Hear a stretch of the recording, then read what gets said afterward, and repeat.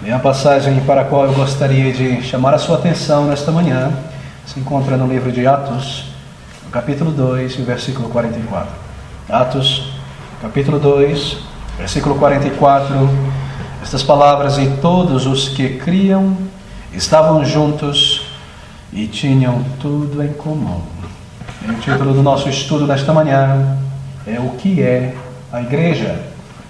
Nós queremos considerar nesta manhã a doutrina da Igreja. Uma doutrina tremenda, uma doutrina gloriosa, aquilo que a Bíblia nos descreve a respeito da Igreja do Senhor Jesus Cristo. Nosso objetivo é ver esta foto, esta figura clara da Igreja de Cristo, de uma igreja local, de como deveria ser uma igreja, isto é, todas as igrejas, desde que foi instituída pelo próprio Senhor Jesus, até o final dos tempos, até o retorno de Cristo. E nós iniciaremos hoje uma série de estudos, na verdade, sobre a igreja.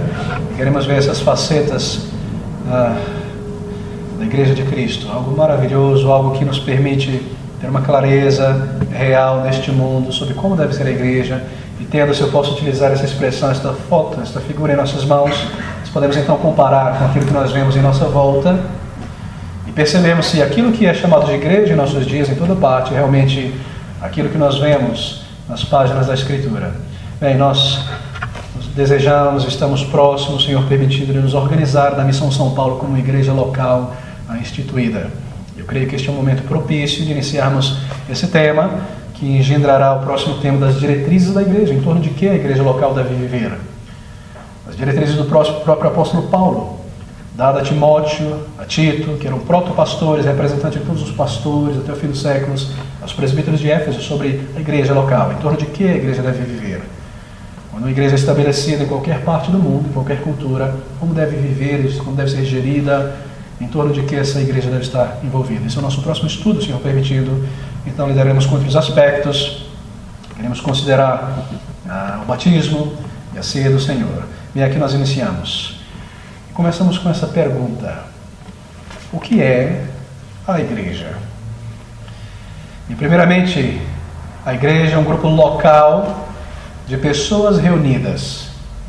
Essa é a definição mais simples e mais clara do termo igreja no Novo Testamento. Um grupo de pessoas reunidas, que passaram pela mesma experiência, obviamente, a experiência de conversão cristã, e que agora têm o mesmo propósito, estão unidos juntos com o mesmo propósito, um grupo de pessoas que experimentaram a mesma coisa. Esse é o significado básico dessa palavra igreja, como nós encontramos no Novo Testamento. Um grupo de pessoas reunidas. Parece óbvio, não é? Parece bastante claro, mas por que eu inicio com esse ponto? Um grupo de pessoas reunidas, ou essa definição, que passaram pela mesma experiência, isto é, a conversão cristã, e agora tem o mesmo propósito. Por essa razão, há uma tendência entre cristãos a imaginar que a igreja é uma denominação ou uma associação. Por que eu digo isso? Porque eu tenho encontrado um número de pastores e líderes de igreja em toda parte, não só no Brasil, mas em outros lugares, que tendem a pensar que a igreja é uma denominação, uma associação de igrejas, ou de congregações. Há pastores, na verdade, que pouco se preocupam com a sua congregação local, onde pastoreiam, estão mais preocupados com as diretrizes da convenção, ou da associação de igrejas, ou a denominação. Eles estão preocupados com o sínodo, com as diretrizes, quais os novos objetivos para o ano dessa denominação, ou da associação. Então, assim, uma ideia de que a igreja é um grande corpo de instituições menores reunidas debaixo de uma mesma diretriz e presidência. Muitos vivem, pastores, igrejas locais, debaixo da dependência dos esquemas, das diretrizes da convenção, das suas estratégias para o evangelismo, para missões, em torno de que a igreja deve viver, qual é o calendário para o ano e coisas do tipo. Todo evangelismo muitas vezes é realizado por estratégias da convenção, shows, missionários enviados pelos seminários da convenção, e pouco é realizado na igreja local. Os pastores são enviados de uma igreja para outra pelo sínodo, pela convenção, e permanecem um tempo ali, depois mudam de igreja. E nós vemos que há pessoas que estão mais preocupadas com o rumo da denominação, da associação, do sínodo, do que com a própria igreja local. E a denominação, então, é vista hoje em dia por muitos como a igreja. E é por isso que é importante começarmos por esse ponto. Igreja, grupo local de pessoas reunidas com a mesma experiência, conversão cristã, e agora com o mesmo objetivo. Mas há um outro perigo que eu creio que seja ainda maior, um perigo que está mais próximo do nosso arraial de igreja independente, reformada, que é o perigo de imaginar, de pensar que a igreja do Senhor Jesus Cristo é uma confissão de fé. Palavras escritas no papel. Palavras escritas que definem o estado espiritual de uma igreja, talvez. Esse é um grande perigo. Um perigo de olhar para a igreja como uma declaração de fé no papel, de imaginar que a igreja é como uma confissão de fé. E o perigo está aí em que princípios escritos no papel, na verdade, não definem uma igreja, de acordo com a palavra de Deus. Esse é o grande perigo da ortodoxia morta. Este é o ponto que eu estou levantando aqui nesta manhã. Porque mesmo quando homens e mulheres creem e defendem uma doutrina sã e uma confissão de fé sã, isso não garante que essas pessoas sejam cristãos e tenham experimentado o poder de Deus na conversão e que agora estão reunidas como uma igreja. Eu tenho conversado com pessoas que são perfeitamente ortodoxas e sãs na doutrina, que apesar de fidelidade a um credo doutrinário são, bem escrito, eu tenho visto que são completamente mortas, que nunca experimentaram a graça de Deus em suas vidas, nem o poder do Espírito Santo pela regeneração e pela conversão. E aqui está, tristemente, existe na igreja tal coisa como uma ortodoxia morta, realmente. Minha confissão de fé, para alguns, se tornou como um grande manifesto de um partido. E muitas pessoas têm se agregado a um grupo denominacional porque eles têm essa confissão de fé. E aqui está o manifesto desse meu partido, e para mim isso vai ser a resolução de todos os problemas da igreja no mundo e da minha própria igreja. Então eu visto a bandeira desse partido. Eles creem que esse partido religioso, com a sua confissão de fé, será a grande solução para o mundo, para o problema da religião em toda parte. No entanto, elas mesmas nunca, talvez, experimentaram a experiência de conversão cristã. Nunca vieram a Jesus Cristo, Senhor, para a vida eterna. E aqui diante de nós temos dois grandes perigos. Vida de pessoas que nunca mudaram, apenas uma concepção doutrinária. Aqui nossa congregação, obviamente a Missão São Paulo, nós temos uma confissão de fé batista de 1689, nós primamos por essa confissão.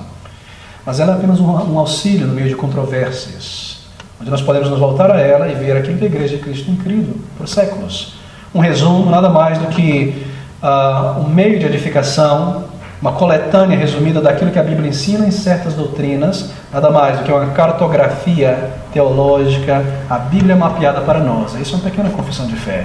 E ela nada mais do que isso, ainda embora nós a valorizemos e temos como uma confissão daquilo que nós cremos, a nossa fé, nós nos submetemos à palavra de Deus. Ela é a nossa regra de fé e prática, uma expressão sim, uma confissão de fé daquilo que as igrejas têm crido por séculos.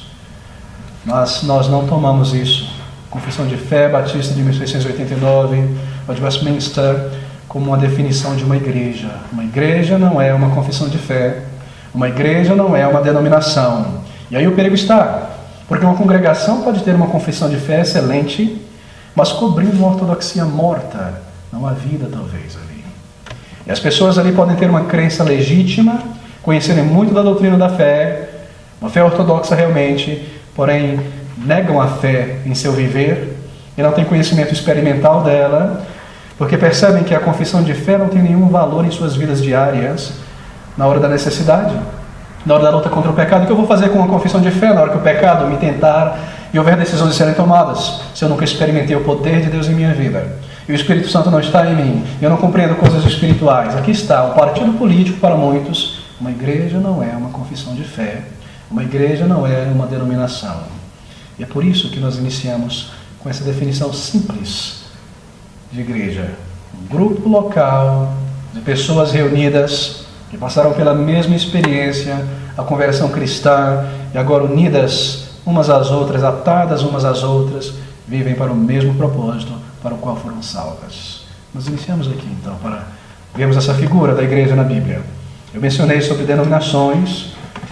Isso é muito importante tocar nesse ponto. E sobre confissão de fé.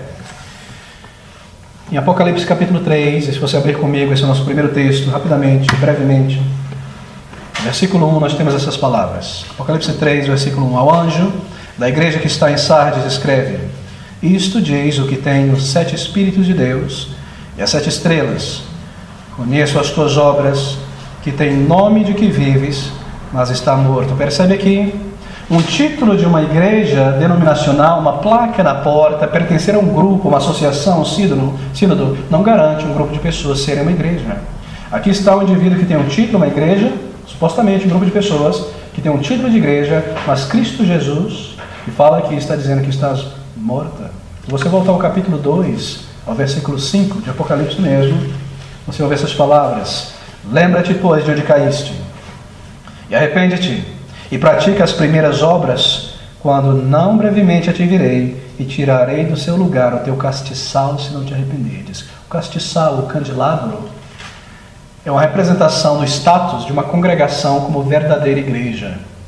Se Cristo, simbolicamente aqui falando, retirar a luz do seu Santo Espírito, luzeiro daquele local, ou o status de uma verdadeira igreja bíblica, aquele grupo de pessoas reunidas, seja 10 pessoas, ou seja 1000 pessoas no local deixou de ser igreja, tornou-se um clube religioso social.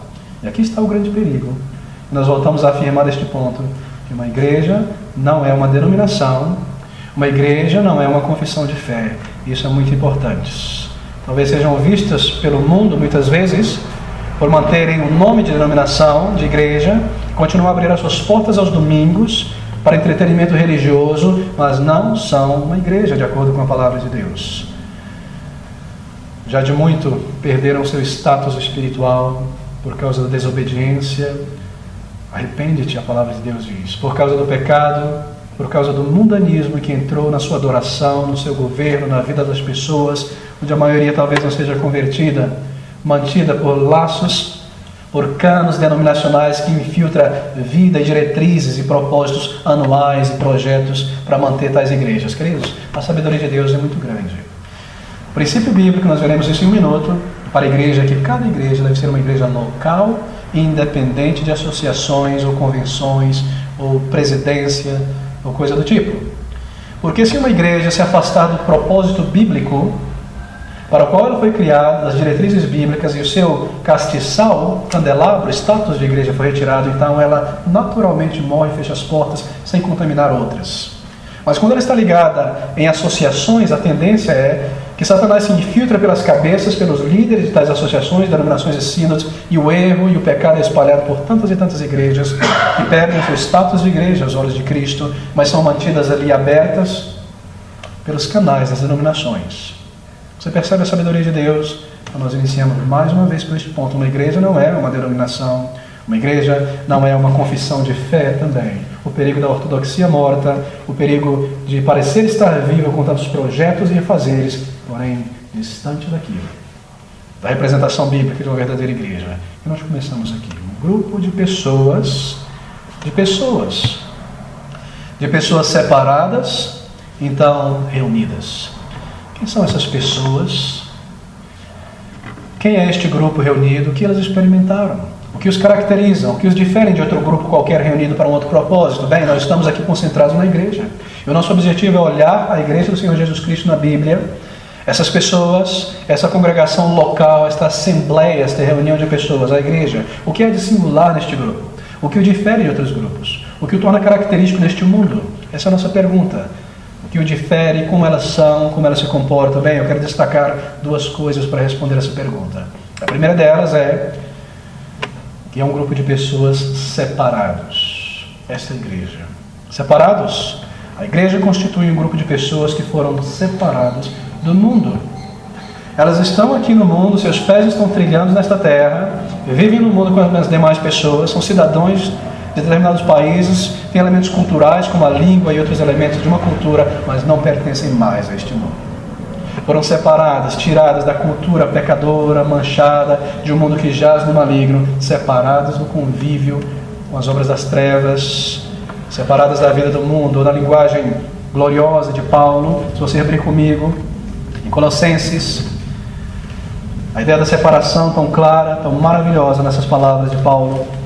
Colossenses, no capítulo 1, versículo 13, onde ele diz a respeito da separação: o qual nos retirou da potestade das trevas e nos transportou para o reino do Filho do seu amor. Tremenda linguagem.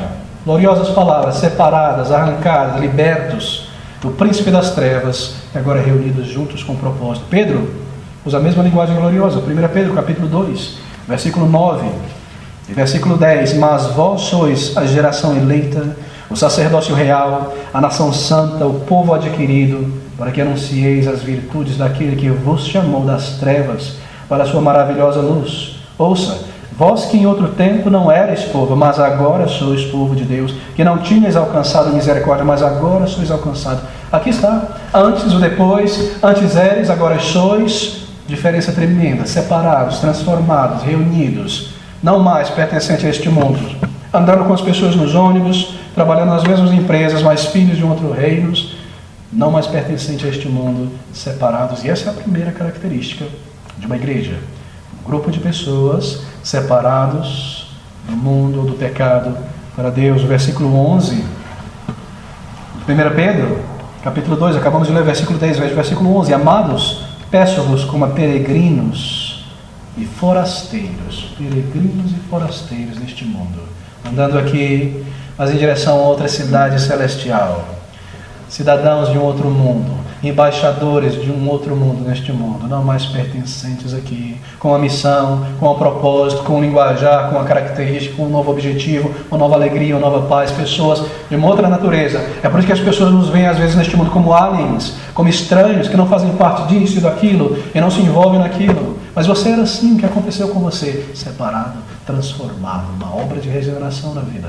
Um novo ser, um novo caráter, uma nova vida para fora deste mundo. E isso deve marcar o crente. O verdadeiro crente, ele foi separado da vida deste mundo, não mais deste mundo. Isso lhe aconteceu, uma transformação tremenda. E há vários textos na Bíblia que apontam, que mostram com clareza essa realidade. Termos como filhos da luz, não mais das trevas, embaixadores de um outro reino, ainda cidadãos do Brasil, ou de São Paulo, mas não mais pertencentes a esta vida, a este mundo, separados. E esta é a primeira característica de uma verdadeira igreja, de pessoas que não se embebem mais na cultura deste mundo, ou que se reúnem socialmente uma vez por domingo para falar sobre coisas espirituais, pessoas completamente separadas em sua vida diária, no seu coração, em seus propósitos da vida deste mundo, para o seu Senhor. E estas pessoas têm sido então separadas, e essa é a primeira característica desse grupo de pessoas chamado igrejas.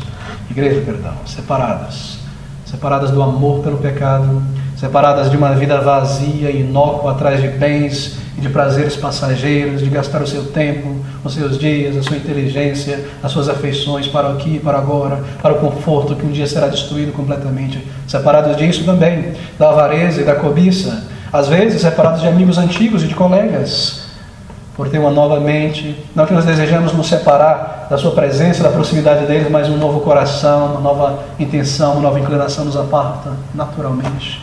Às vezes, mesmo de familiares, de sangue, de amigos próximos, de pais, irmãos e irmãs. Quantas vezes, não é, nós nos esquecemos dessas palavras do Senhor Jesus Cristo em Mateus, capítulo 10, versículo 34, a respeito dessa separação que engendrará após uma conversão. Ouça isso. Mateus capítulo 10, versículo 34. Não cuideis que vim trazer a paz à terra. Não vim trazer a paz, mas a espada, porque eu vim pôr em dissensão o homem contra seu pai, e a filha contra sua mãe, e a nora contra a sua sogra. E assim os inimigos dos homens serão os seus familiares. Essa é a ideia, em geral, sobre a perseguição que tem vindo a crentes por causa do amor de Cristo. Nós não odiamos as pessoas com quem convivemos, mas eles passam a nos ver como aliens, e muitas vezes por amor de Cristo, ou talvez por ser perseguição física, a necessidade da separação física talvez, mas certamente a separação no coração muitas vezes, por não compartilharmos mais os mesmos objetivos, os mesmos propósitos, separados do amor do mundo, do pecado, dos objetivos desta vida, e muitas vezes de pessoas realmente, fisicamente, literalmente. E nós não podemos nos esquecer desta verdade, deste chamado. Aqui está, pessoas que têm sido separadas e então unidas novamente, unidas umas às outras. E aqui o que está em vista nessa segunda característica desse grupo de pessoas, nós estamos colocando a lente sobre esse grupo de pessoas chamado igreja. Separados, agora unidos. Mas união não é companheirismo. Não é exatamente isso que está em vista. União sim é companheirismo, mas não apenas. Não apenas companheirismo, porque foram unidas, colocadas umas ao lado das outras e atadas. Quando nós observamos na palavra de Deus, no Novo Testamento, esses termos grandiosos sobre a reunião do povo de Deus e de pessoas que foram agregadas à igreja, é interessante observar o termo original no grego para essas palavras usadas. São palavras forçativas. Nós temos, por exemplo, em Atos capítulo 9, versículo 26, se você abrir rapidamente comigo, Atos 9, 26, essas palavras. Atos 9, versículo 26. E quando Saulo chegou a Jerusalém, procurava ajuntar-se aos discípulos, mas todos o temiam, não crendo que fosse discípulo. Saulo, convertido, agora Paulo, um assassino antes, o perseguidor da igreja em Jerusalém, mas convertido e transformado, a mesma experiência de todo crente. Então ele deseja se unir à igreja em Jerusalém, não apenas frequentar os cultos, porque era aberto a qualquer pessoa. Numa igreja como aquela, de milhares de pessoas, qualquer um passaria despercebido. O objetivo dele é se juntar aos discípulos, é entrar na membresia da igreja. E esse termo traduzido no versículo 26 como ajuntar-se, interessante no original. É o termo no grego que nós usamos no português para a palavra cola. Ele desejava literalmente colar-se, unir-se àqueles irmãos, mais do que companheirismo. Unir-se à membresia, estar juntos, separado e agora unido.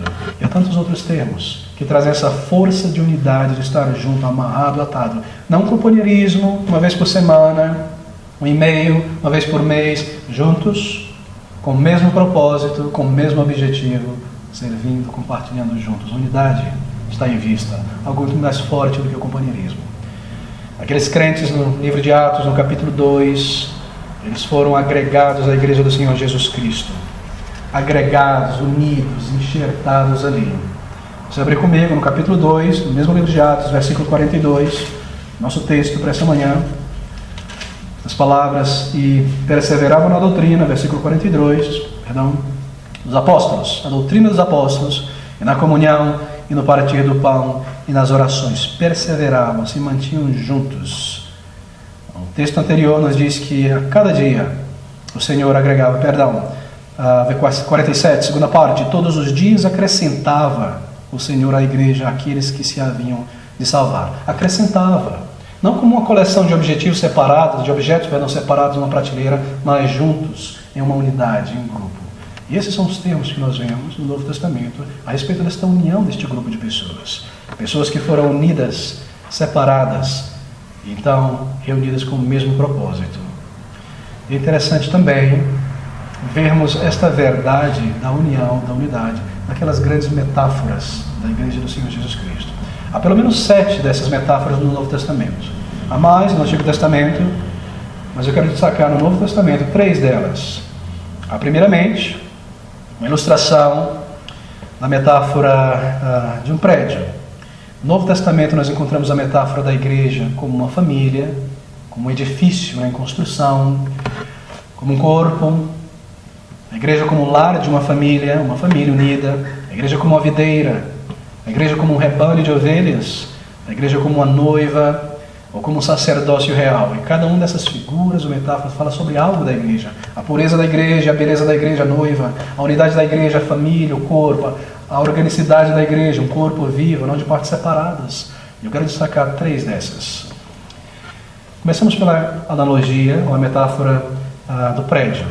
Há uma expressão interessante no Antigo Testamento sobre Israel.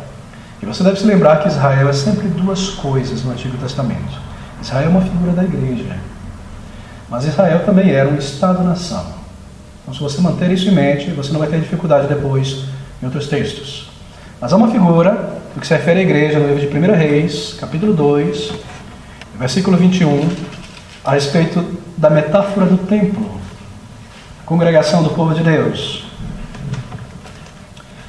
Na verdade, antes de 1 Reis, me perdoe, considere comigo ainda no Novo Testamento, Efésios. Deixa o dedo marcado em 1 Reis, capítulo 6 de 1 Reis. Mas Efésios, capítulo 2, quero imprimir essa ideia com mais clareza antes de passarmos para o Antigo Testamento. Efésios, capítulo 2, versículo 21 a 22. Essas palavras, no qual, essa é a metáfora, da igreja como um edifício, templo, no qual todo o edifício bem ajustado cresce para templo santo no Senhor, no qual também vós juntamente sois edificados para a morada de Deus em Espírito. Aqui está. O edifício, obviamente, uma unidade de partes. Seja de pedra, seja de tijolo, seja de vigas, mas partes integradas umas às outras, conectadas, que juntas podem suportar o peso daquele edifício. Separadas não conseguiriam. Ativamente juntas, suportando os arcos de tijolo um com o outro, firmes, ali, perfeitamente juntas. E essa figura nos ensina pelo menos duas coisas a respeito da igreja. Primeiro, agora você volta comigo em 2 Reis, em 1 Reis 6, para você se recordar dessas palavras sobre a edificação do templo. 1 Reis 6, versículo 7. Nós lemos como o templo deveria ser edificado. Essas palavras. E edificava-se a casa com pedras preparadas, como as traziam se edificava, de maneira que nenhum martelo, nem machado, nem nenhum outro instrumento de ferro se ouvia na casa quando a edificava. Aqui está a tremenda ilustração. Não só a respeito de uma igreja, mas também da reunião de administração de uma igreja. As pedras para aquele templo, a palavra de Deus nos diz, deveriam ser cortadas da pedra, da rocha, fora do arraial, polidas no formato certo, na medida certa, e trazidas para ser montadas no templo. Não deveria se ouvir o som de martelo, nem de serrote, nem de nada no templo, na construção daquele templo do Senhor, que representa uma igreja aqui. As pedras seriam unidas na parede da igreja, lavradas fora da cidade, então antes, não trazidas como pedregulhos, mas polidas, então trazidas. Veja a representação clara dessas palavras. Está a igreja como templo, como um edifício, e esse é o primeiro símbolo. As pessoas que serão unidas nessa igreja são pessoas que primeiramente experimentaram uma obra de transformação antes de serem unidas ao templo, à igreja. Cortadas da pedra, polidas e então colocadas na igreja. E assim a obra de conversão. E o que está em vista aqui é que a membresia de uma igreja deve ser composta de pessoas salvas. Primeiramente transformadas, polidas pela obra do Espírito, então trazidas para a igreja, sem barulho, sem confusão, sem gritaria, sem divisões nos cultos de administração, em sessões da igreja, sem problemas, adoração, respeito, pessoas transformadas. Primeiramente experimentaram uma obra de Deus, foram separados desse mundo e da lama do mundo na qual viviam, transformadas e agora adicionadas à igreja. E essa é a primeira característica que essa figura do corpo, do templo, do edifício nos apresenta. As pedras eram tiradas, depois lavradas, então acrescentadas. Quem eram essas pessoas, então? Eram pessoas reunidas em um grupo coeso, firme. Essa é a ideia do templo, de um edifício, a igreja. Pessoas que haviam passado pela mesma experiência de conversão, convencidas dos seus pecados, transformadas e unidas em uma nova sociedade, um novo corpo e um novo grupo. Aqui está, queridos. E minha pergunta para você nessa manhã, de maneira pastoral, é essa. Será que você já experimentou esta obra do Espírito na tua vida? E então, agora faz parte da igreja do Senhor Jesus Cristo, que embora local, é também invisível, porque vista aos olhos de Deus quem são os seus e quem não são os seus. Eu não estou perguntando se você faz parte de uma denominação, ou crê numa confissão de fé, está firme nos princípios dessa confissão de fé, mas se já experimentou a obra de conversão em tua alma. Esses são os verdadeiros membros de uma igreja real. Bem, eles tinham também se arrependido e desejado deixar os seus pecados, então tinham se apartado deles, e acima de tudo eles haviam nascido de novo. Aqui está, pedras separadas deste mundo e unidas no templo de Deus, onde Deus é adorado. Tremenda palavra, não é? Tremenda ilustração. Retirados deste mundo, a montanha do pecado, moldados uma obra do Espírito Santo de Deus, então colocadas na igreja, transformadas, separadas, então unidas, juntos, em um mesmo edifício, com o mesmo propósito, atadas, firmes, os blocos. E se alguém começar a imaginar que são blocos de pedra, e talvez por isso sejam mortos, e pode haver na verdadeira igreja de Cristo salvos e não salvos, Pedro toma bastante cuidado em nos informar em suas cartas que essas pedras são pedras vivas, todos vivos e transformados, pertencentes a Cristo. 1 Timóteo capítulo 3, versículo 15. Abra comigo essas palavras. Mas se tardar, Paulo escrevendo a Timóteo, para que saibais como convém andar na casa de Deus, que é a igreja do Deus vivo, a coluna e firmeza da verdade. A casa de Deus, a igreja do Deus vivo.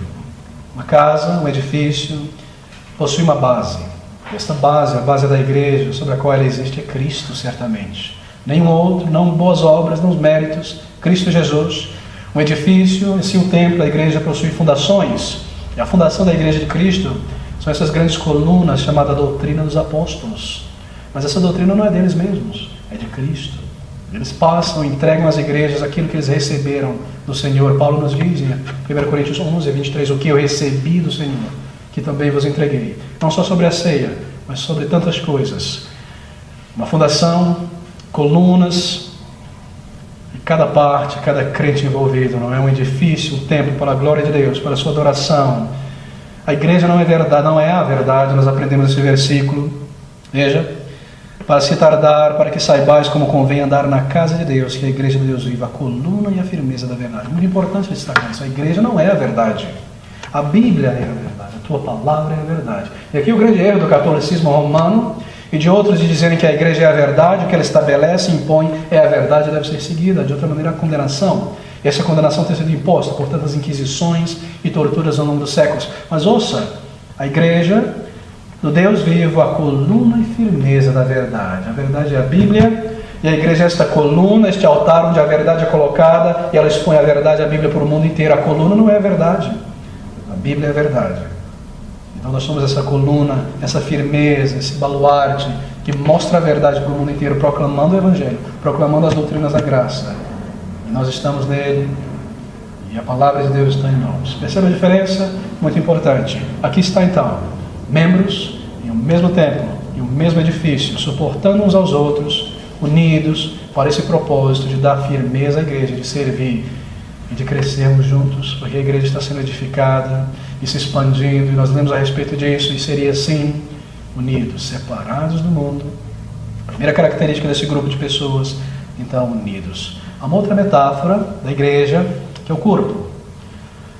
Está em um número de passagens, mas eu abrirei apenas em 1 Coríntios capítulo 12, a respeito do corpo, a igreja como um corpo. Abra comigo, 1 Coríntios 12, 12. Estas palavras, porque assim como o corpo é um, e tem muitos membros, e todos os membros deste um corpo, sendo muitos, são um só corpo. Assim é Cristo também. A igreja é uma unidade de partes, mas ela é uma unidade orgânica. E é isso que está por trás dessa analogia, ou metáfora do corpo. Que é um corpo, não um amontoado de membros dispersos, não é um grupo de dedos e de outros membros próximos aos outros, mas um conjunto, uma unidade orgânica e viva, não uma mera união de pessoas, é a igreja, mas um corpo unido, uma unidade orgânica, pessoas que passaram pela mesma experiência, que têm a mesma mente, que agora têm o mesmo propósito, e as partes desse corpo, da igreja, não podem se separar facilmente, não estão descoladas, mal coladas umas nas outras. Eu não esperaria que um braço saísse voando do corpo, um olho e voltasse depois unidas, com o mesmo propósito. A mesma ideia do templo, a janela e os tijolos não podem se separar e voltar quando quiserem. Eles estão unidas, porque têm o mesmo propósito, o mesmo objetivo, separados, unidos, juntos. E nesse corpo a coordenação. Ele não anda para qualquer lado, sem saber onde vai, e a coordenação, obviamente, é o próprio Senhor Jesus Cristo, em sua palavra, através dos oficiais da igreja, também na palavra sempre, o governo de Cristo sobre a sua igreja. Uma congregação que é para muito além de um pregador, um púlpito e uma congregação ouvindo, então todo mundo de volta para sua casa, muito para além disso. Um corpo unido, a vida de Cristo em nosso corpo fluindo e correndo, uma mente, a mesma mente de Cristo em nós, o mesmo propósito, servindo juntos.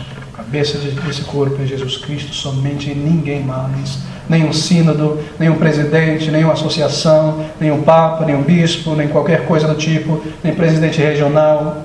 Cristo Jesus, que governa a sua igreja pela sua própria palavra. Aqui está, Efésios capítulo 4. Importante frisar essa analogia. 4, versículo 15. Essa figura do corpo é estendida por Paulo.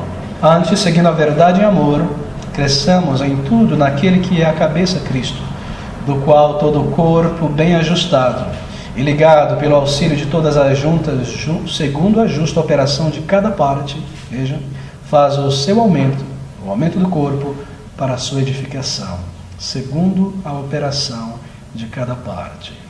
Se o fígado não está funcionando bem, esse corpo não se desenvolverá. Não crescerá se um bebê, talvez. E se as partes não correm bem, não vai haver desenvolvimento. E se o estômago não processa o alimento, o corpo começa a definhar. A operação de cada parte, juntos, com a mesma igreja. E aqui está o porquê de todos termos recebido dons da parte de Deus. E cada crente em Jesus recebeu na conversão pelo menos um dom para ser usado na igreja, uma função em um local específico para servir a Cristo, para crescer como um corpo. E essa é a figura, uma figura tremenda sobre a igreja, como um templo, um edifício, como um corpo. Uma das razões pelo qual Deus uniu o seu povo na igreja local é para que cada um realmente esteja envolvido no crescimento desse corpo, que pertence a Ele. Ele é o cabeça desse corpo. Através do testemunho de vida e através do testemunho de lábios, sempre vivendo para Ele. Nessa colônia do céu aqui na terra, chamada igreja, Deus colonizou este mundo, estabeleceu uma colônia de cidadãos do céu chamada igreja. Nós vivemos nessa igreja, corpo unido, servindo. Tantas metáforas. Há uma outra, eu termino com a questão da metáfora por aqui, sobre a família. A igreja é comparada a um lar, o lar de uma família. Abra comigo Efésios, ainda no capítulo 2, versículo 19. Efésios 2, 19, nós estamos prosseguindo com uma certa velocidade nesta manhã, para termos uma ideia clara sobre a igreja. Efésios 2, 19. Assim que já não sois estrangeiros, nem forasteiros, mas concidadão dos santos e da família de Deus. O mesmo em Timóteo, se você voltar algumas páginas para frente, Timóteo, capítulo 1 Timóteo 3, versículo 15, mesma ideia. Mas se tardar, para que saibais como convém andar na casa de Deus, que é a igreja do Deus vivo, a coluna e firmeza da verdade. Texto já lido. Família, casa de Deus. A igreja é uma família ideal, obviamente. Às vezes nós temos dificuldade em perceber isso, porque muitas vezes nossas próprias famílias demonstram ser a família ideal. Mas a igreja é uma família ideal. Há um laço de união entre os membros dessa família. E assim a igreja. Toda família tem um laço de união que os mantém juntos, não é? Que não os permite que se afastem por toda parte. E assim a igreja é um laço de união entre nós. O mesmo propósito, a mesma mente, o mesmo coração, o mesmo objetivo, glorificar o Senhor. Crescermos juntos, exortarmos uns aos outros, produzirmos frutos. Há mais que proximidade em uma família, há amor, há respeito. E assim também a igreja. Nós não somos meramente pessoas aglomeradas para ouvir um pregador trazer uma mensagem. Há respeito, há amor, há um desejo de saber como está meu irmão, minha irmã, de auxiliar, de ministrar uns aos outros. Eu não posso passar a semana inteira sem orar para o irmão, minha irmã. Amor, consideração, ou de saber como aquele irmão está, qual a necessidade, de que maneira eu posso usar, como eu posso ministrar para essa pessoa com os meus talentos, ou bens, ou influência, e auxiliar tal pessoa espiritualmente, sentar, trazer a palavra de Deus. Há amor, há união, há unidade, o mesmo objetivo na família, de manter a família unida, o nome da família ser honrado, e também a igreja, ver a igreja local crescer, ser conhecida neste mundo, e pessoas sendo trazidas e honrar o nome desta igreja em santidade, não dar meu testemunho, que as pessoas sabem onde eu estou, onde eu congrego. Há um desejo de honrar.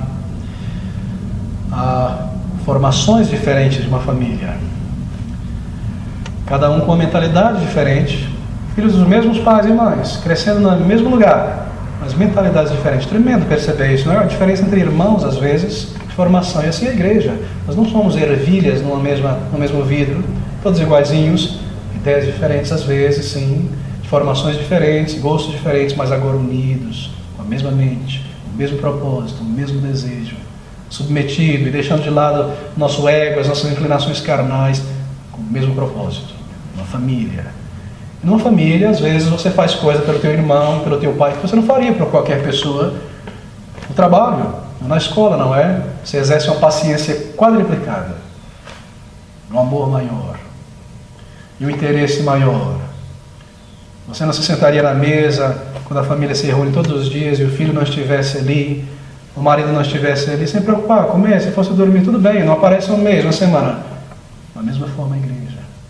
Você se preocupa, eu me preocupo, e nós oramos. Deus tem trazido pessoas, e se Ele tem trazido, nós temos uma responsabilidade de cuidar, de ministrar na palavra, de ajudar, de sentar com a palavra de Deus, uma família, e todos os aspectos que correspondem a uma família, unidade, propósito, nome, há responsabilidades. Ninguém é superior a ninguém numa família local, claro que não. A mulher não é inferior ao marido, de maneira nenhuma, papéis diferentes, mas não inferioridade. O filho não é inferior à mãe, ou ao pai, papéis diferentes, mas não inferioridade. Nós lembramos dessa relação simbólica entre o Pai, o Filho e o Espírito Santo. Não há inferioridade, diferença de papéis. Assim também na igreja, assim também na igreja local. Ninguém é inferior a ninguém ou superior a ninguém. Todos servindo a Deus. Cada um com o seu dom, no lugar certo, debaixo da disciplina da palavra, coordenado como um exército, mas servindo uns aos outros. Na verdade, nós nos vemos sim como diferentes uns dos outros, mas como inferior uns aos outros. Ou melhor, de uma maneira positiva e mais bíblica, vendo uns aos outros como superiores a nós mesmos, sempre.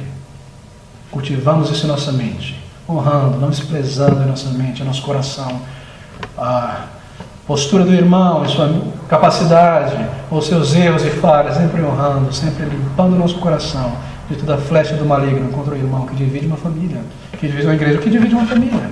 Não é o ego e o orgulho que leva à desobediência, ao erro, assim também. Nós primamos e amamos a casa de Deus. Tremendo. Membros dessa família possuem um profundo interesse pelo seu bem-estar, não é? Como você está hoje. E observam uns aos outros. E assim também, o bem-estar espiritual nós compartilhamos desse mesmo laço familiar na Igreja de Cristo. E o nosso objetivo, irmãos, é esse. Uma igreja ser plantada em São Paulo. Não um nome registrado no escritório, na prefeitura e uma placa na frente. Unidade, família, templo. De que maneira nós poderíamos nos sentar juntos para tomar a ceia do Senhor, para termos comunhão com o corpo de Cristo, sendo o corpo de Cristo, nós não temos comunhão uns com os outros. Isso seria um pecado. Nós estaríamos tentando a Cristo. Nós não nos reunimos como um clube social. Nós temos unidade, amor uns com os outros, e assim podemos honrar este momento tão maravilhoso. E graças ao Senhor, nós estamos nessa caminhada. Deus nos tem abençoado juntos aqui. Uma igreja está se formando, uma igreja de pessoas que amam uns aos outros. Não pessoas que veem a igreja de Cristo como um clube, onde eu posso ir quando eu quiser, estar ali quando eu quiser, e dar as migalhas do meu tempo e do meu talento. O desejo de que Cristo seja conhecido neste mundo. Uma igreja local, e honrado, um amor uns pelos outros, mantendo uns aos outros como os tijolos, essa mesma estrutura, suportando o prédio, crescendo um exército. Tantas e tantas metáforas. Meu desafio a você é considerar essas metáforas do Novo Testamento e gerar um bom tempo de observá-las e analisá-las e ver o que ela ensina sobre a glória da Igreja de Cristo Jesus. Aqui está um grupo local de pessoas reunidas que passaram pela mesma experiência, a obra de Deus em suas almas, a conversão cristã, o novo nascimento, separadas da correria deste mundo, da vida deste mundo, e agora unidas umas às outras, com o mesmo propósito para o qual foram salvas. Isso caracteriza uma igreja. E isso é uma igreja. Um edifício ligado, em crescimento, onde Deus habita pelo seu Espírito expandindo. Nós lemos em Isaías, capítulo 54, sobre a expansão das tendas dessa igreja, sempre, continuamente, alcançando os eleitos de Deus. Um corpo organicamente ligado, não indivíduos separados, em uma companhia, cuidado mútuo, um amor pelos irmãos, pela unidade do corpo de Cristo. Uma família, laço familiar, coordenação, sim, nada de cada um fazendo o que quer, o seu meu prazer, seguindo, sim, disciplina, juntos, da maneira certa, com respeito e consideração, com propósito, serviço sacrificial, obviamente, cada um com o seu dever na sua família. Liderança, sim, compartilhando uns com os outros o governo de Cristo, na palavra de Cristo. Aqui está, figuras maravilhosas, um povo separado, um grupo de pessoas reunidas com o mesmo propósito, e essas figuras. Mas agora eu quero terminar, falando sobre o caráter da igreja local. Nós vimos a natureza, mas o caráter da igreja local. No Novo Testamento nós temos o ensino de pelo menos 4 princípios sobre ou que determinam o caráter de igrejas locais por todos os tempos. De igrejas individuais, locais, de Cristo Jesus. E esses princípios tornam cada uma das igrejas de Jesus Cristo verdadeiramente efetivas e verdadeiramente agradáveis a Deus. E é por isso que nós precisamos considerar esta manhã. O primeiro deles é este. O primeiro princípio de uma igreja local, bíblica, é que Cristo é o Senhor e o cabeça da igreja local individual.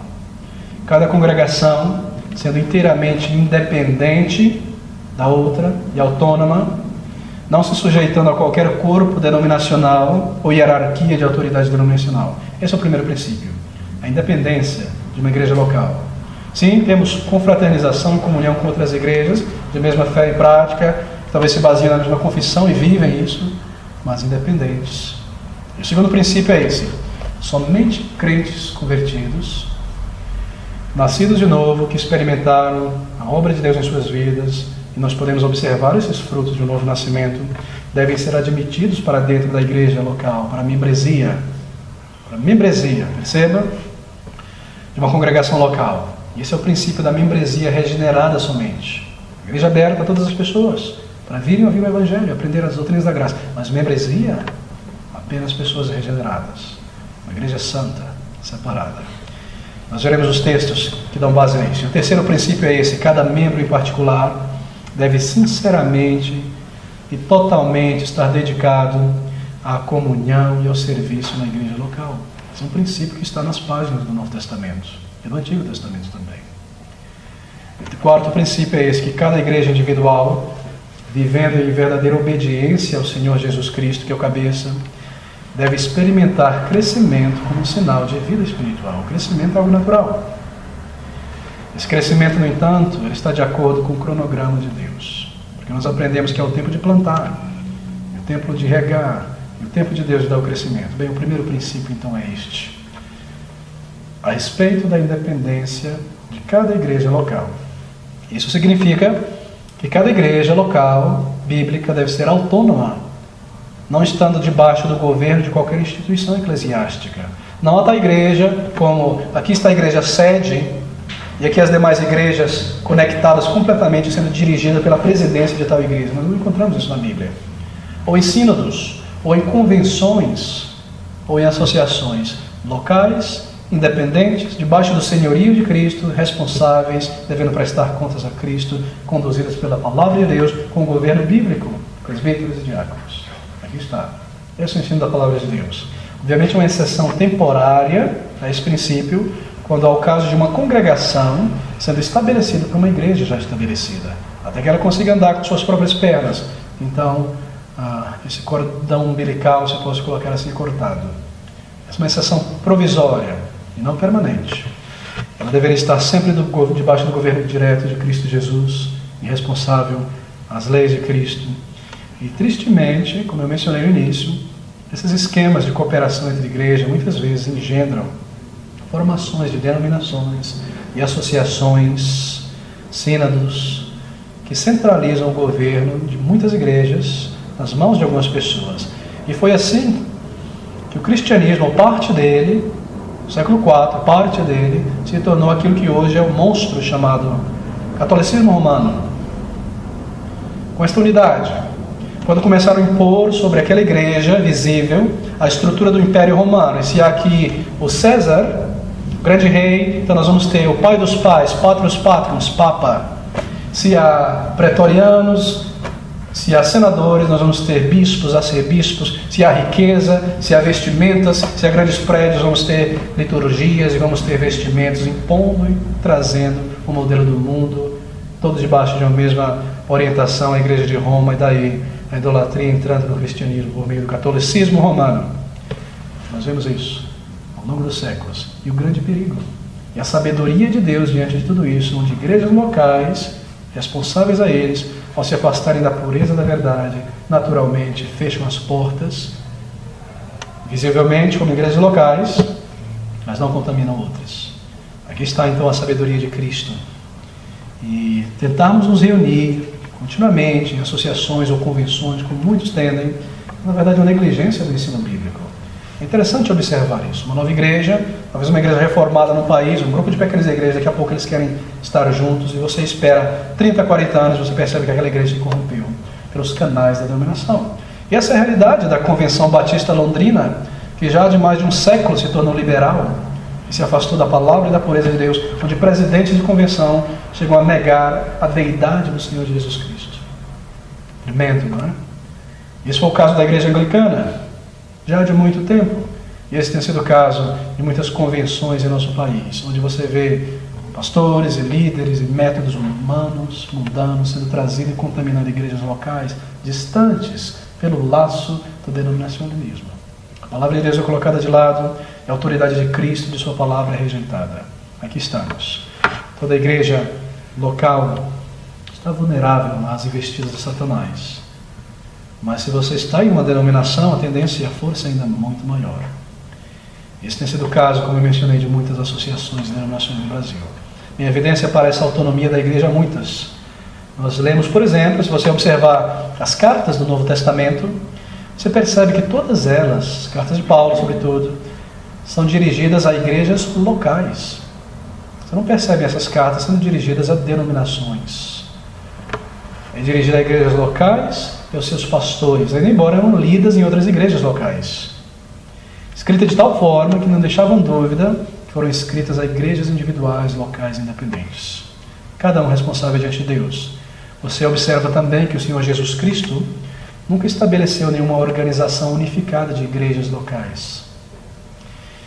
E quando ele fala às igrejas no livro de Apocalipse, você percebe que ele lida diretamente com igrejas locais. A carta à igreja que está em Laodiceia, carta à igreja que está em Éfeso, igrejas locais.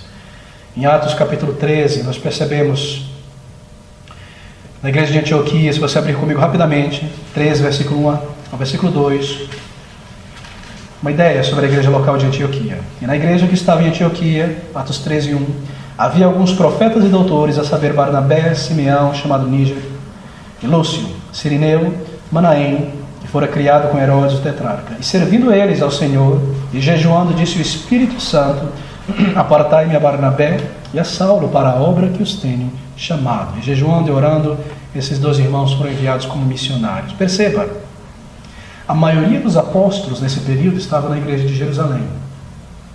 Mas aqui nós temos um exemplo de como o Espírito Santo de Deus lidou diretamente com a igreja local de Antioquia. Não via Jerusalém, a maior igreja no período, número de membros, não via Jerusalém, não via os apóstolos. Antioquia era vista como uma igreja independente, governada e conduzida separadamente de Jerusalém. Aqui nós percebemos isso, sem qualquer hierarquia denominacional, de qualquer tipo. Deixa eu fazer um pequeno parênteses rapidamente. Muitos grupos reformados, sobretudo os presbiterianos, tentam trazer a ideia de sínodos. E eles querem utilizar esse texto, no livro de Atos, onde Paulo desce à igreja de Jerusalém, e ali houve uma assembleia, e eles querem chamar essa assembleia de sínodo. E aqui nós temos a base, então, bíblica e doutrinária para sínodos, para governos e associações de um grupo sobre o restante. Mas se você observar o contexto, você perceberá que não foi um concílio que aconteceu ali, nem um sínodo. Ali foi uma reunião onde Paulo trouxe uma reclamação contra os irmãos de Jerusalém, porque eles estavam permitindo que membros daquela igreja, supostamente crentes, judaizantes, fossem atrás de Paulo, nas igrejas que ele iniciava, fundava, para tentar persuadir pessoas a guardarem a lei judaica, e a circuncisão, e as festas. Paulo desce a Jerusalém para trazer uma reclamação. Eles não se reuniram para discutir qual é a doutrina certa ou a doutrina errada, um concílio ou um sino, nada disso. Eles sabiam muito bem qual era a verdadeira doutrina. Não houve uma assembleia de Jerusalém, nem um sínodo ou um concílio de Jerusalém, que dê base para outros sínodos ao longo da história, ou concílios de igrejas reunidas. Eu paro por esse parêntese, porque isso causa uma certa confusão. Igrejas locais, independentes, aqui está o exemplo de Antioquia.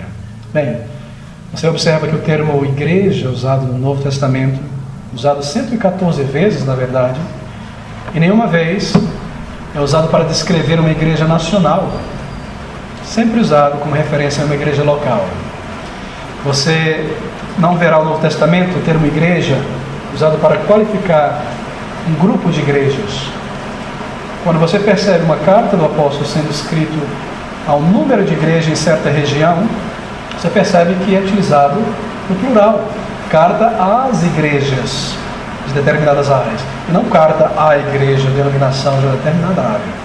Perceba o uso do termo, igreja, exemplo de Antioquia, e tantas outras coisas, tantas e tantas outras coisas. Em 1 Coríntios 14, 34, nós temos esse exemplo: a vossas mulheres estejam caladas nas igrejas, no plural. E se nós tomarmos agora as metáforas, nós acabamos de ver a igreja como um edifício, um templo, um corpo, uma família, nós percebemos a independência. Um edifício separado de outro edifício. A igreja não é um condomínio da Coab, um ligado com o outro. Edifícios separados, independentes, geridos uns pelos outros. O corpo, a mesma ideia, cada corpo é obviamente separado uns dos outros. Toda parte de um outro corpo que nasce conectada a um corpo é normalmente uma anomalia, não é? Um braço a mais, uma coisa a mais, uma anomalia. Corpos independentes, orgânicos, juntos, crescendo. É a ideia da família, da metáfora da família. Famílias locais, independentes, separadas umas das outras. Com a direção, com as suas funções, com as suas unidades. Ainda embora em fraternidade com os outros membros da família maior. Mas não todos debaixo da mesma casa. Esse, então, é o primeiro princípio que define o caráter de uma igreja local. A independência.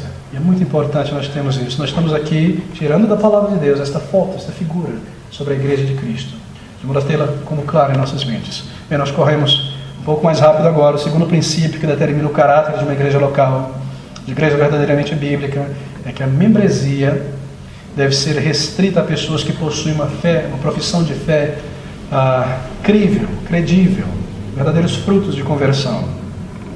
1 Coríntios 1, 2, nós temos uma linguagem maravilhosa sobre essa ideia de pessoas que foram separadas do mundo.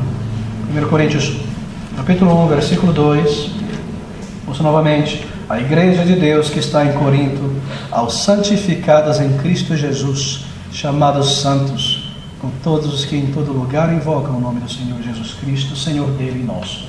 A ideia aqui de pessoas salvas, santificadas, separadas, pessoas que experimentaram a mesma obra de conversão. Não uma igreja misturada, me refiro à membresia de pessoas salvas e não salvas, admitidas à membresia, como muitos grupos fazem em nossos dias. O mesmo nós encontramos na introdução da carta de Paulo a Colossenses, a Filipenses, carta aos santos que estão nesta igreja, aos irmãos, a ideia de uma experiência de conversão real. Alguns tentam desacreditar esses textos da Bíblia sobre a membresia regenerada somente, dizendo que é impossível alcançar a perfeição em termos de igreja e que é tolice tentá-lo. Temos ouvido isso muito, na verdade. Mas se você aplicar essa ideia, a santificação seria uma catástrofe, não é? É impossível alcançar a perfeição, então não vou tentar. Você percebe a ideia? Santificação da igreja de Cristo, a membresia santificada. Esse é o nosso primeiro princípio. A nossa tarefa é seguir o padrão do Novo Testamento e não silogismos, ideias humanas, mas a palavra de Deus. Em Mateus capítulo 13, nós temos um texto que é utilizado por essas pessoas que tentam negar a membresia regenerada somente, onde Cristo usa uma parábola sobre o joio crescendo junto ao trigo. E o argumento deles é o seguinte: Cristo está dizendo que os servos queriam tirar o joio do meio do trigo, isto é, não regenerados da membresia regenerada. Este é o argumento. E Cristo os proibiu e disse: deixai crescer até o final dos tempos. E Cristo está dizendo: nós não podemos, nós temos que deixar pessoas não salvas e salvas da mesma membresia.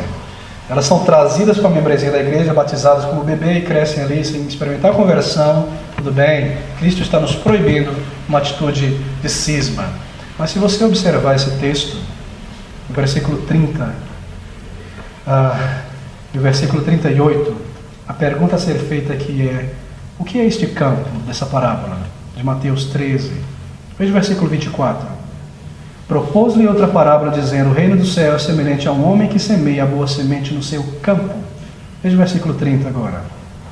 Deixai crescer ambos juntos até a ceifa, e por ocasião da ceifa, direi aos ceifeiros anjos: colhei primeiro o joio e atai em molhos para queimar, mas o trigo ajuntai-o ao meceleiro. Esse é o argumento deles por trás desse versículo. Deixa ali. Agora veja Cristo explicar a parábola no versículo 38. O campo é o mundo.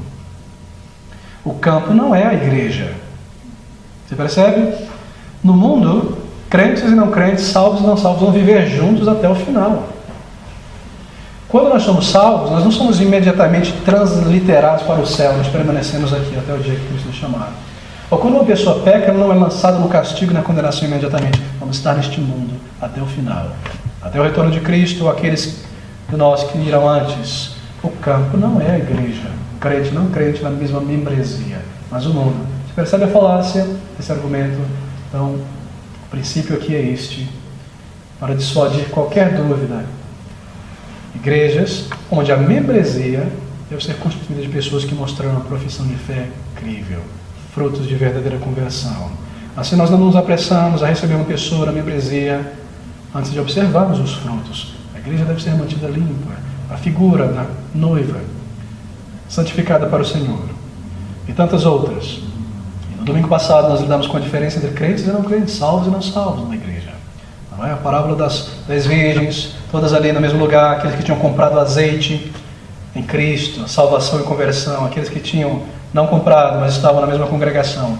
Então nós temos a paciência e a sabedoria da palavra de Deus para esperarmos primeiro observar os frutos. Frutos de caráter, de vida transformada, de novo coração. Então receber com alegria, com a mão direita, a membresia da igreja, sem pressa. A igreja de Cristo deve ser protegida. E este é o segundo princípio. E nós vemos a mesma ideia em todas as ilustrações ou metáforas. O corpo, cada parte deste corpo é uma parte viva. Viva. É uma parte morta ali. Você não pode aceitar um órgão morto. É necessário que esteja vivo. A metáfora do edifício, ainda embora sejam pedras, como eu mencionei, Pedro tem o cuidado de nos dizer, são pedras vivas.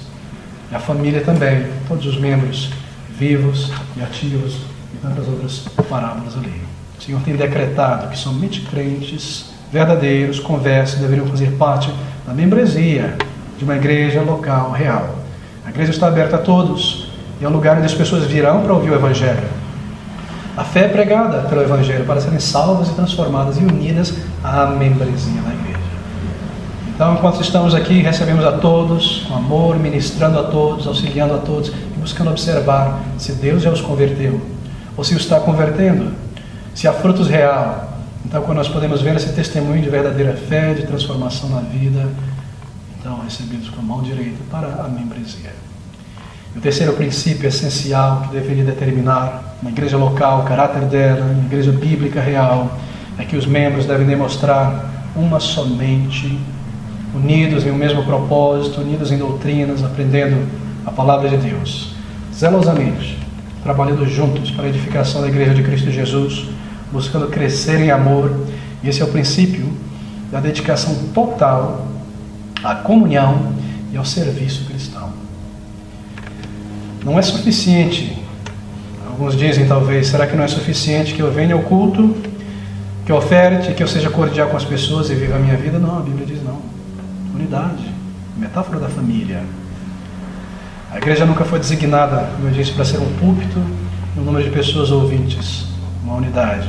Romanos capítulo 12, versículo 1 fala sobre essa conduta dos membros da igreja unidos. Colossenses 2, versículo 5 fala sobre a ordem, a disposição, a harmonia daquele povo como um exército em ordem, cada um na sua função, nos seus ranks, conforme o exército marcha em ordem, vitorioso, vencendo. Nós temos tantos outros versículos que o tempo não nos permite. E essas palavras desses versículos nos mostram que Cristo, a igreja de Cristo, sempre tem sido organizada de uma maneira bela, de modo que cada um tem um lugar vivo e específico, com o seu talento, servindo ao Senhor e edificando uns aos outros na igreja de Cristo. Nada de sermos pessoas esporádicas na igreja. Um batalhão, um exército do Senhor, cada um pronto, ocupando a sua posição, batalhando, combatendo junto, ganhando terreno, alcançando vidas, expandindo o nome de Cristo neste mundo, edificando uns aos outros, na ferida da batalha, confortando uns aos outros, e a palavra de Deus nos traz isso. Aonde você está, irmão? Na igreja de Cristo ou à margem da igreja de Cristo? Você deseja ser igreja? Você já é parte dessa igreja. Você foi salvo, então você deve, por necessidade, fazer parte deste corpo, desta família, deste tempo. Ali você está. E ali você deve estar. Todos os dons e talentos devem ser exercitados debaixo dessa mesma preocupação. Sermos efetivos. expandirmos a Igreja de Cristo, isto é, expandirmos Cristo, alcançando almas, não o império de uma pessoa, não o nome de uma denominação, não igrejas como lanchonetes, Subways e McDonald's, alcançar almas, pessoas vivas em toda parte, nas ruas, evangelizando crianças e adultos em todo lugar, enviando missionários, preparando-os aqui, alcançando vidas. E esta metáfora, o corpo, não é? Unido, integrado, membros de um corpo. O edifício, um corpo, lembre disso, altamente ativo, coordenado. O olho não pode agir contra a mão não consegue agir sem o olho junto, agindo ao mesmo tempo, coordenado com seus dons. Uma igreja não é um pastor, é uma congregação. Pessoas juntas, alcançando vidas, edificando. Edifício, pedras desse templo, de tal maneira interligadas que o prédio se suporta e cresce e existe. Família, a metáfora mais uma vez da igreja local como uma comunidade de membros florescentes e crescendo, a prosperidade da família, o crescimento dos filhos, todos juntos, servindo com um propósito ali, a família ideal. Então nós temos por último, e eu concluo por aqui, o quarto princípio essencial de uma igreja bíblica neotestamentária, que determina o caráter de uma verdadeira igreja, que é o princípio do crescimento. Isso é muito importante. E eu não temo falar sobre isso, ainda mais no período em que vivemos no meio de supostos evangelhos de prosperidade. O crescimento é o crescimento de almas adicionadas ao reino de Deus. Nós lemos em Mateus 28, versículo 19 a 20, Cristo nos deu uma grande comissão de irmos por todo o mundo e alcançarmos vidas, pregando o Evangelho. E esse é o crescimento. A extensão desse discipulado, desse crescimento, obviamente varia de geração em geração. Por exemplo, há pessoas que têm vivido no meio de uma reforma grande, um avivamento tremendo, em países outros no passado. E há pessoas que têm vivido num período difícil, onde há resistência e militância contra a verdade. Então há períodos diferentes. E o cronograma do crescimento é o cronograma que pertence a Cristo. Nós temos que tomar muito cuidado com nossa ansiedade, que talvez não esteja de acordo com a vontade de Cristo, mas nós devemos estar sempre ansiosos, sim, pelo crescimento da Igreja de Cristo, por almas sendo alcançadas, por vidas. Nós nos recordamos, não é, de Mateus 13, 23, que alguns produzem 100 igrejas em períodos diferentes, outros 60 e outros 30, mas de acordo com o tempo e a vontade do Senhor. E essa ilustração nos adverte que é um período para a colheita, há um período de plantar para cada igreja local, de plantar, de bater nas portas, de recrutar crianças e adolescentes, de evangelizar, de persistir, de tirar as pedras e os espinhos, de pôr a semente, de pôr a terra boa, de regar, um período. E há uma espera, a obra do Espírito na alma, não sei, meses, anos, até que Cristo traga os frutos. Mas essa é uma tendência natural. Haverá frutos e haverá crescimento, e aqui está. Seja grande, seja pequena a colheita, crescimento é a manifestação essencial de vida em uma igreja local. É o fruto do trabalho árduo, dedicado de uma igreja que virá no tempo da graça de Deus. Bem, queridos, aqui estão. Eu paro por aqui nesta figura e nós damos continuidade no próximo domingo. O corpo, crescimento, não é? Aumento de força e vigor. A igreja deve crescer. O edifício em expansão, continuamente crescendo, até que Cristo põe aquela última telha, o último eleito, e retorne para levar a sua igreja santa e bela para a glória eterna. A família aumentando em número, prosperando, crescendo como membros, pessoas saudáveis, juntos. Uma igreja bíblica deve possuir essas grandes características fundamentais, então. Cristo é o Senhor e o cabeça de cada igreja local individual, cada congregação inteiramente independente, autônoma, não sujeita a qualquer corpo denominacional ou hierarquia de autoridade denominacional, responsável, devendo prestar contas diante de Cristo. Segundo, somente crentes convertidos, nascidos de novo, devem ser admitidos à membresia dessa igreja local. Esse é o princípio da membresia regenerada. Terceiro, cada membro, em particular, deve ser sinceramente e totalmente dedicado à comunhão e ao serviço na igreja local, servindo ao Senhor. Em quarto, cada igreja individual, local, em obediência ao Senhor, deve experimentar esse crescimento como sinal de vida espiritual contínuo. Crescimento, no entanto, de acordo com a vontade e o cronograma de Cristo. Aqui nós temos essa figura da igreja. Não uma denominação, não uma confissão de fé, no papel, um grupo local de pessoas reunidas que passaram pela mesma experiência tremenda e maravilhosa da conversão na alma, e agora intimamente unidas umas às outras, vivem o mesmo propósito para o qual foram salvas, separadas do mundo, unidas, interligadas, realmente ligadas, coladas umas às outras, em adoração, em serviço, em comunhão mútua. As 3 metáforas maravilhosas: templo, edifício, o corpo e a família. Então esses 4 princípios básicos que definem e determinam o caráter das igrejas locais de Cristo, que torna cada uma delas verdadeiramente efetivas, verdadeiramente agradáveis a Deus. Onde Ele está, onde Ele se alegra em ser adorado, onde Ele sempre estará, independente do número de pessoas que se reúnem ali, para abençoar, para edificar e para fazer crescer para a glória do seu nome. E assim será nas igrejas verdadeiras até o fim, porque Cristo zela por sua igreja. E assim, com essa figura em nossas mãos, com essa foto, nós podemos agora discernir e comparar com o que nós vemos por aí. Então, amar a igreja de Cristo, a verdadeira igreja de Cristo, e nos afastar de comprometimentos, de transigência espiritual daqueles que se dizem igreja, mas que talvez sejam mortos, e amar a igreja de Cristo, e viver para Cristo e para a sua igreja enquanto estamos aqui. Que Deus nos abençoe e nos ajude. E vamos concluir